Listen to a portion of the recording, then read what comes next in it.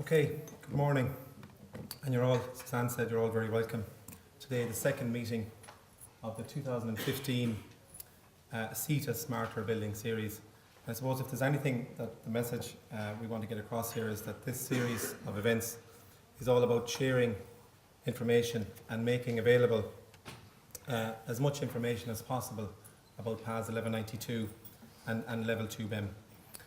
Firstly, I'd like to thank Dr. Alan Hoare and CITA for inviting me here today to chair today's event, and I'm delighted to be working with CITA members to further promote the whole idea and the process of really what BIM is all about, collaborative working. My name is Mark Costello.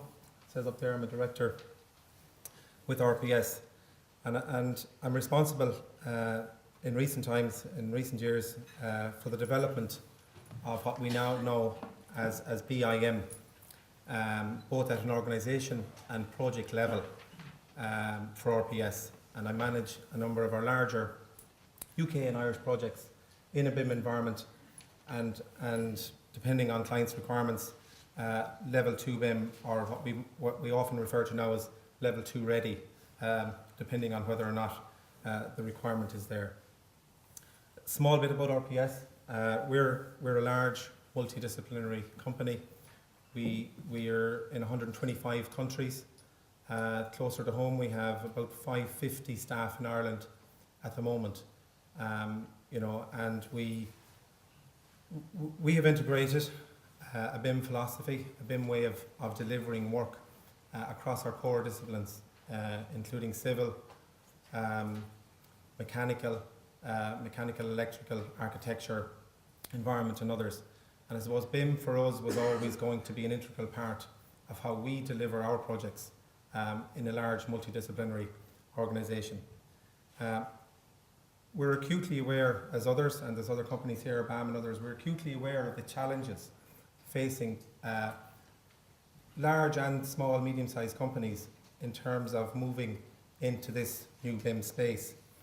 And moving from what we all know as the traditional methods of project design delivery to a new collaborative space defined by PAS 1192, and in particular with what it's all about, the project life cycle in mind.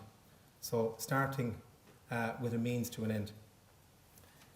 I would say to people from our experience, we're involved in a serious way, I suppose, in BIM since 2009, 2010.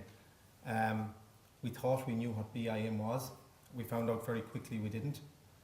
We thought we knew what Level 2 BIM was. We were like others for a while. We were talking about Level 3, even though documents haven't been written yet. But projects are key, and when you get involved in projects, in particular, we've been very lucky to be involved in some large projects in the UK, and that has enabled us to fully understand the concept of Level 2 BIM and PAS 1192 requirements.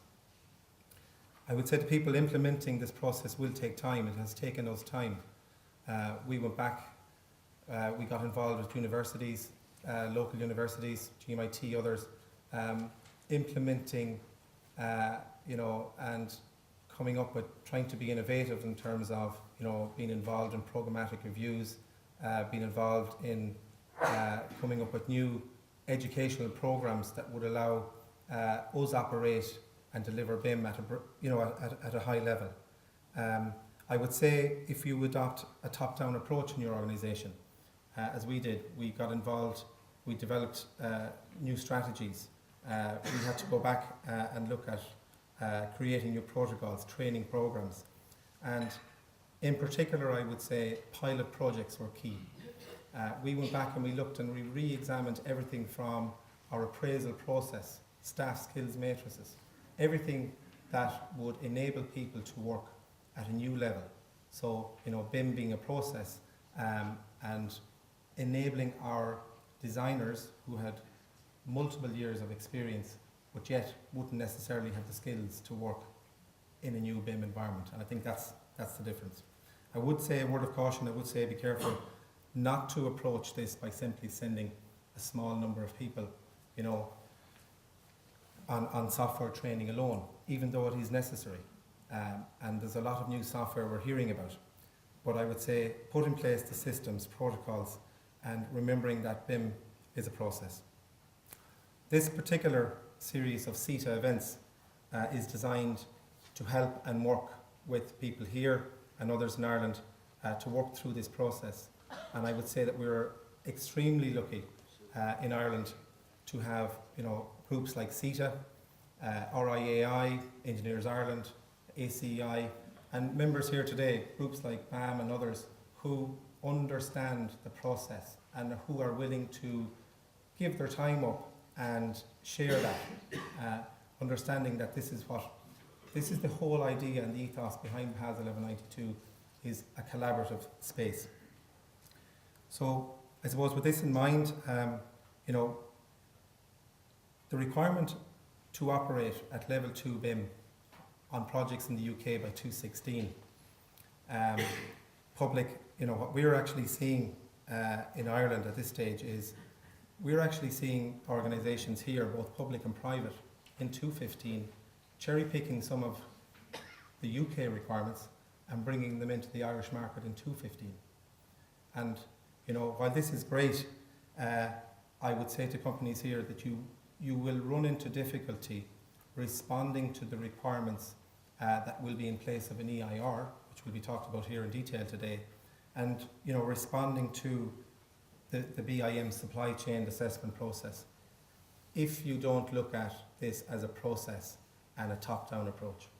So there's plenty of help. CITA are very lucky to have members, Ralph Montague, Anna Thompson and others are here today, Michael Murphy. So I would say sit back, relax, enjoy the presentations. We're going to keep some questions, Q&A time for about 9:30. So going to start us off this morning is Ralph. Ralph Montague is managing partner with ArtDocs, and Ralph is going to look at the why. Why is the EIR required, along with some tips and tricks. Shortly after, Anna Thompson, area manager and cost management BIM lead in the UK with Turner and Townsend, is going to look at the key steps to successful EIR aligned back to PAS 1192. Michael Murphy, BIM manager for BAM Group Ireland, is going to look at the how. And he came up with a lovely title there, The Chaos Theory. We've all been through that. We'll keep the Q&A for about 9:30, and then we'll have Gerald Sullivan from Autodesk giving a presentation on some new tools there. So look, we'll start, we'll try and keep it to time. We'll start with Ralph, managing partner with ArtDocs. Thanks, Ralph.